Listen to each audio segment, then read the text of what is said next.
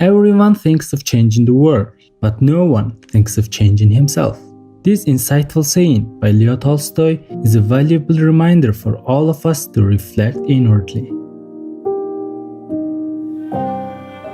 The renowned 19th century Russian author suggested that we ask ourselves what God really wants us to do. As Leo Tolstoy said, "In the name of God, stop a moment, seize your work, look around you."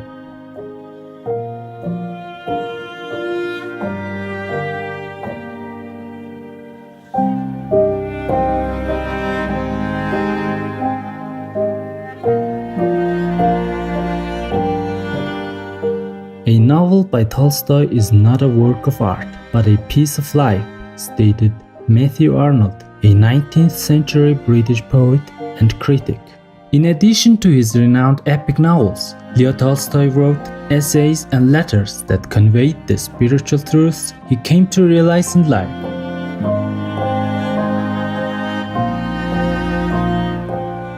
Along with adopting and promoting the vegetarian diet, he became deeply interested in spirituality and living by the ethical teachings of Christ. The concepts he conveyed through his writings about peace and the fulfillment of God's will greatly influenced 20th century leaders like Mahatma Gandhi and Dr. Martin Luther King Jr. Supreme Master Ching Hai once spoke of Tolstoy in a group meditation session with our association members in July 1997 in Los Angeles, USA.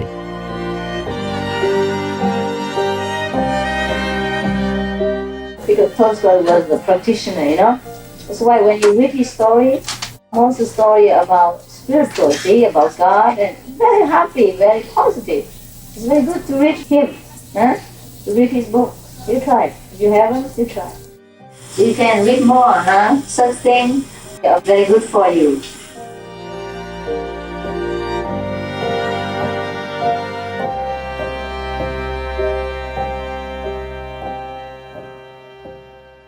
We would like to share an insightful excerpt of Volume 1, The Soul from The Pathway of Life, a collection of Tolstoy's philosophies on religion, life, death, and more.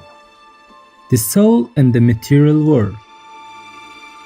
Men frequently think that only that exists which they can touch with their hands. However, quite on the contrary, only that truly is that cannot be seen, heard, or touched, what we call I, our soul.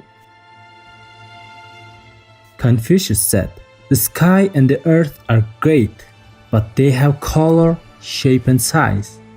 But there is something in man that can think of everything and has no color, shape, or size.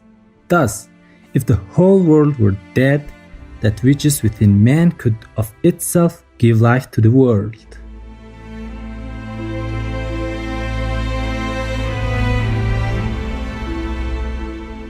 Iron is more solid than stone. Stone is more solid than wood. Wood is more solid than water. Water is more solid than air. But that which cannot be touched, heard, or seen is more solid than anything. One thing has always been, is now, and will never be lost. What is it? It is the soul in man. It is well for man to think what he is as regards his body. This body is large as compared with that of a flea, insignificant compared with the earth. It is also well to think that our own earth is a grain of sand compared with the sun, and the sun is a grain of sand compared with Sirius, and Sirius is as nothing compared with still other stars, and so without end.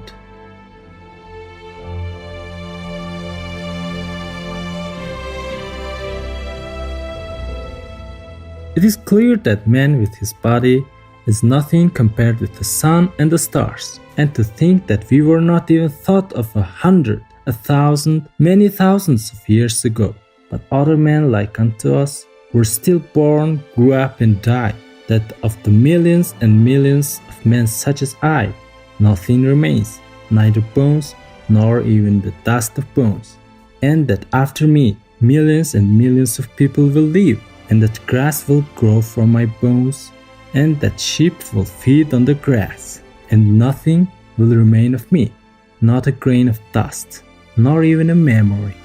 Is it not clear that I am nothing? Nothing indeed, but this nothing has a conception of itself and of its place in the universe. And if it has such a conception, this conception is far from nothing. It is something that is more important than the entire universe. For without this conception within me and within other creatures like me, that which I call the infinite universe would not exist.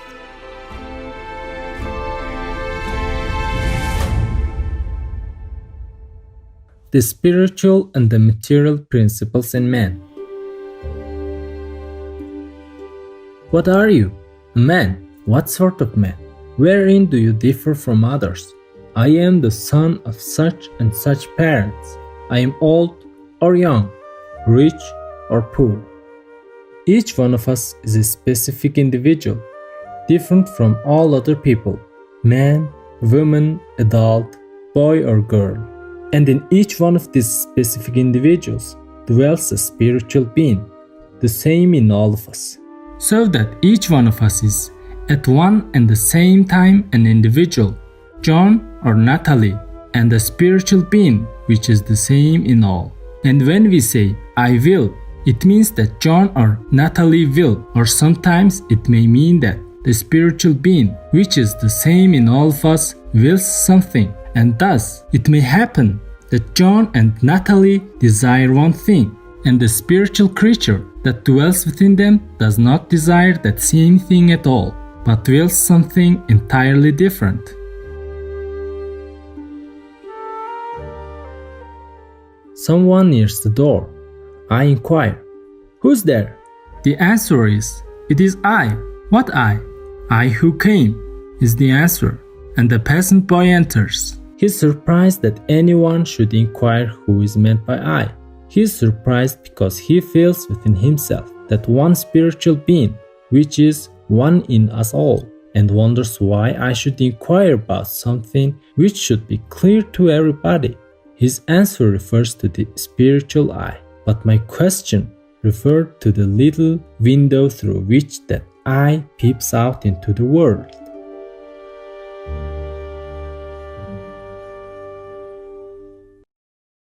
Some say that what we call ourselves is merely the body, that my reason, my soul, and my love, all of these come from the body.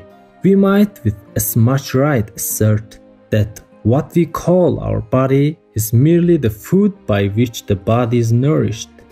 It is true that my body is merely the transformed food that has been assimilated by my body, and that there would be no body without food.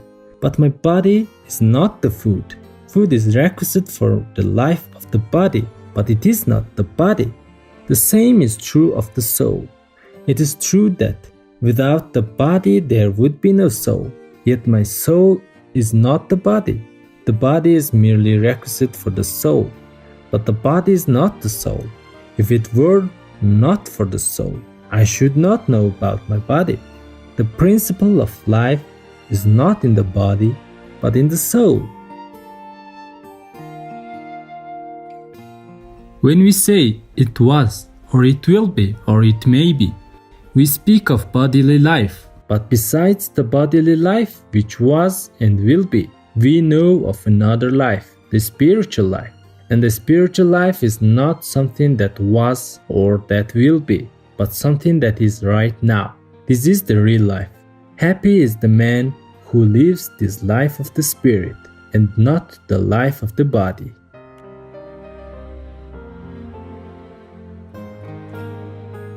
Lord Christ teaches man that there is something within him that raises him about his life with its vanities, fears, and passions. The man who has received the doctrine of Lord Christ shares the experience of the bird that has lived in ignorance of his wings and suddenly realizes that it has them and that it may soar, be free, and fear nothing.